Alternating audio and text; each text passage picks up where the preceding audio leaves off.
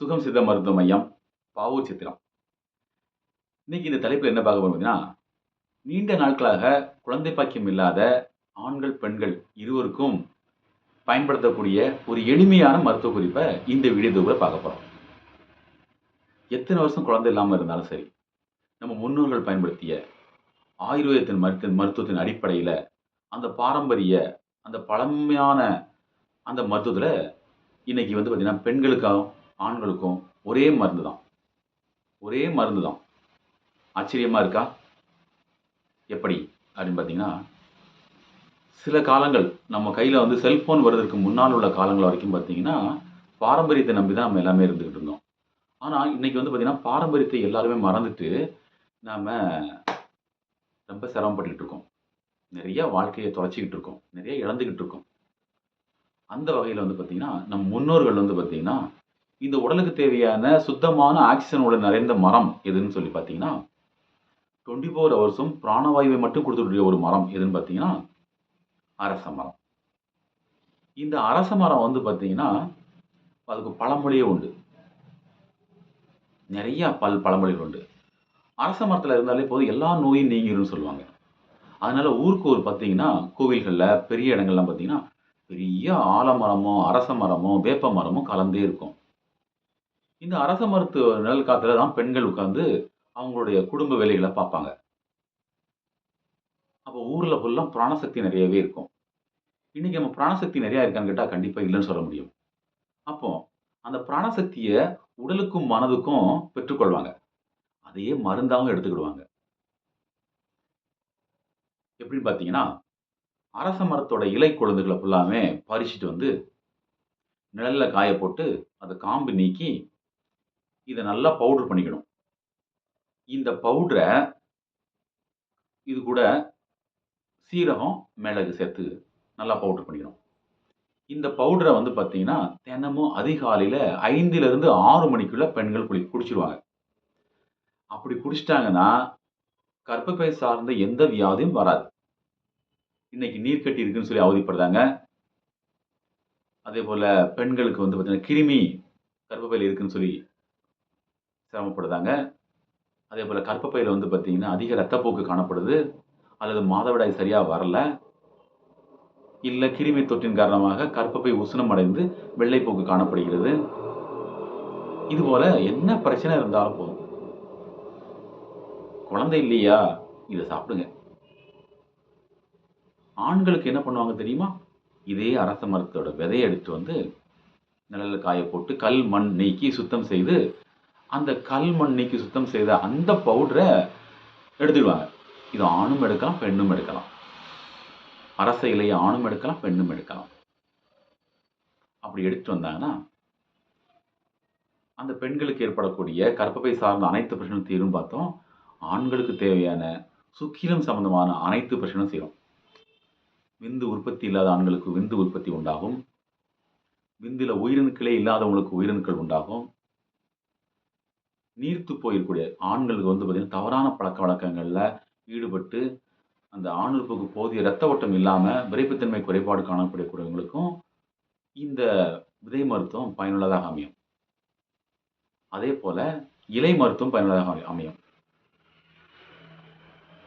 இன்னும் நிறையா சித்த மருத்துவர்கள் அதனுடைய பட்டை, அதனுடைய வேர்கள், வேர் பட்டையெல்லாம் பயன்படுத்துவாங்க. நாம இத மட்டும் எடுத்தாலே போதுமானது. நிறைய பெண்கள் பார்த்தீங்கன்னா, ரத்தப்போக்கு காணப்பட்டாலோ, அப்படி இல்லன்னா மாதவிடாய் சரியா வரலனாலோ, அரச மரத்து பட்டைய எடுத்து கசாயம் குடிச்சு இப்பவும் குடிக்கிற பெண்கள் இருக்காங்க. நிறைய கிராமங்கள்ல நான் பார்க்குறேன். அந்த பழைய ஆட்கள் 80ல உள்ள 70, 80 உள்ள ஆட்கள். அவங்க இன்னமும் அந்த பெண்கள் பார்த்தீங்கன்னா, இலைமறை காயாக பயன்படுத்திட்டு இருக்காங்க. எனக்கு தெரிஞ்ச ஒரு கிராமத்தில ஒரு பாட்டி, குழந்தைக்கு பார்த்தீங்கன்னா, "சரியா வரலப்பா.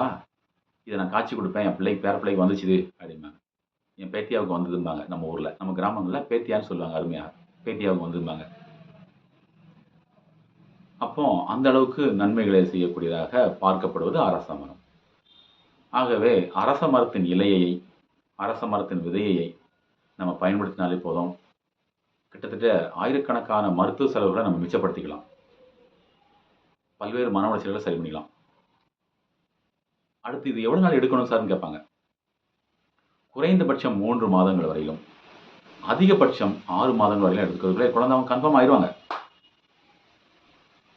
நான் என்ன உணவு சார் எடுக்கணும்னு கேட்பாங்க. முடிந்த வரைக்கும் குழந்தை பேருக்கு தயாராகக்கூடிய ஆண்கள், பெண்கள் இருவரும் ஜீரணமாகாத இரவுல புளித்த உணவுகளை தவிர்த்துருங்க. இரவுல கடினமான உணவுகளை தவிர்த்துருங்க. இத மட்டும் நீங்க பண்ணாலே போதுமானது. நெறைய பேர் வந்து பார்த்தீங்கன்னா, முட்டை சாப்பிட்டா எனக்கு ஒத்துக்கிட மாட்டேங்குதுங்கிறாங்க. அப்ப முட்டை சார்ந்த உணவுகள எடுத்துக்கிடாதீங்க.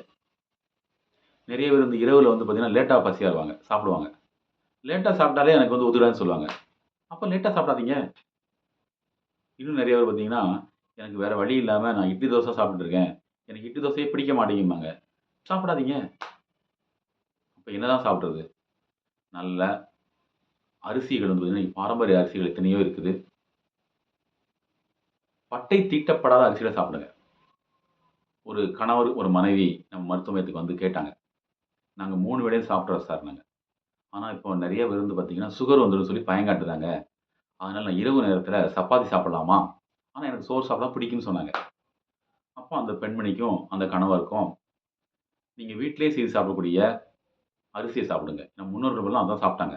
வீட்டிலேயே தயார் பண்ணி சாப்பிட்டாங்க. இன்னைக்கு நம்ம பட்டம் தீட்டி சாப்பிடுறோம். அவ்வளோதான் வித்தியாசம். பட்டம் தீட்டி சாப்பிடுறதுனால சத்துக்கள் இல்ல. ஆனா நோய் வந்துருது. பட்டை தீட்டப்படாம பாரம்பரியமாக உள்ள அரிசிகளை வீட்டிலேயே செஞ்சு சாப்பிடுறது இன்னும் சாலச் சிறந்தது.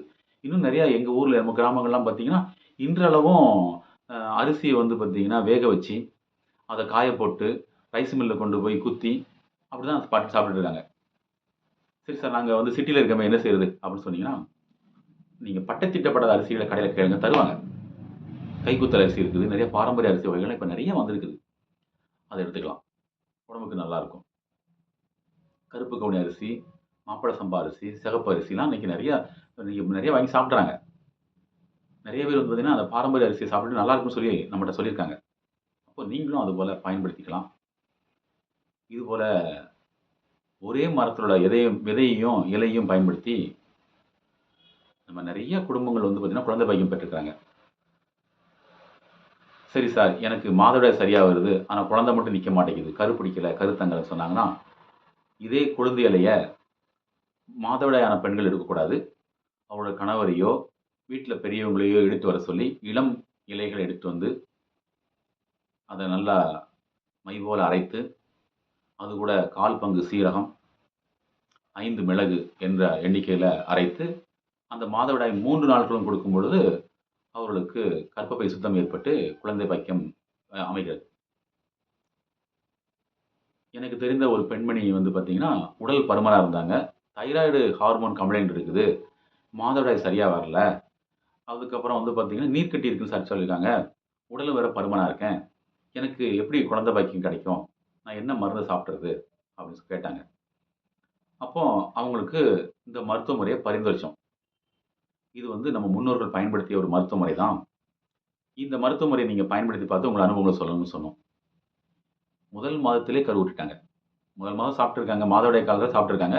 மாதவிடாய் சரியா வரலங்கிறதுக்காக வேண்டி அந்த இலை குழந்தலாம் சாப்பிட்டு வந்தாங்க. தினமும் சாப்பிட்டு வந்தாங்க. கணவர் வந்து பார்த்தீங்கன்னா, கட்டாயம் அரச மரத்தோட விதைய பால்ல பனங்கற்கண்டு போட்டு தினமும் காலையில ஒரு வேளையும், மாலையில ஒரு வேளையும் எடுத்துக்கிட்டாங்க. அப்படி எடுத்து வரும்பொழுது, இயற்கையாகவே அவங்க அடுத்த மாசமே வந்து பார்த்தீங்கன்னா, நல்ல தகவல் சார். டாக்டர போய் செக்கப் பண்ணோம். பிரெக்னன்சி கிட்ட போது சார் பார்த்து சொன்னாங்க. ரொம்ப சந்தோஷமா இருக்கு சார். இந்த செய்திய வந்து மொத என்னோட கணவர்ட்ட சொல்லிட்டு அடுத்து தான் சார் உங்கள்ட்ட சொல்றேன். அப்படின்னு சொன்னாங்க. அடுத்து நம்மளுடைய மருத்துவ மையத்துக்கு வந்து பழங்கள், அவங்களுக்கு தேவையான பிடித்தமான பொருட்கள்லாம் வச்சு சந்தோஷப்பட்டு போனாங்க. இந்த மாரி அனுபவங்கள் நம்ம கிளினிக்ல நெறைய நடந்திருக்குது. அதேபோல இந்த மருத்துவ முறைய பயன்படுத்தினது எல்லாமே நம்முடைய முன்னோர்கள், சித்தர்கள் பயன்படுத்திய முறை. நாம பயன்படுத்துறது இல்ல. நமக்கு தெரியாது.